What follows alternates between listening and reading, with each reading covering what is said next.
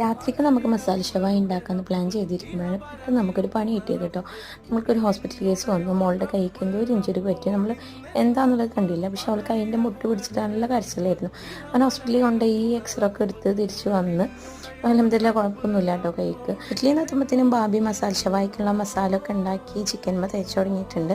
നമ്മൾ ഒരുമിച്ചാകുമ്പോൾ നമ്മൾ തന്നെ എല്ലാത്തിൽക്കും ഇതാവണമെന്നില്ല. നമുക്കിനി പറ്റിയില്ലെങ്കിലും കാര്യങ്ങളൊക്കെ അങ്ങനെ നടന്നു പോകും. അത് വലിയൊരു ഹയറാണ്. പിന്നെ മസാല ഒക്കെ തേച്ച് ഒരു 3-4 മണിക്കൂറിന് ശേഷം പിന്നെ ഞാൻ കുക്കറിൽ ആ ചിക്കൻ ഒന്ന് വിസിലടുപ്പിച്ചെടുത്തു. അങ്ങനെ നമ്മൾ ആ ചിക്കൻ വിസിലടുപ്പിച്ചെടുത്തിട്ട് പിന്നെ അത് ഫ്രൈ പാനിൽ ഒന്ന് മൊരിയിപ്പിച്ചെടുത്തു. അതിന് ശേഷം കുക്കറിൽ കിട്ടിയിട്ടുണ്ടായിരുന്ന ഗ്രേവി ഉണ്ടല്ലോ, അത് നമ്മൾ തിളപ്പിച്ച് നല്ല തിക്ക് ഗ്രേവി ആക്കി എടുത്തിട്ട് അത് ചിക്കൻമ കോട്ട് ചെയ്തെടുക്കുകയാണ് ചെയ്തത്.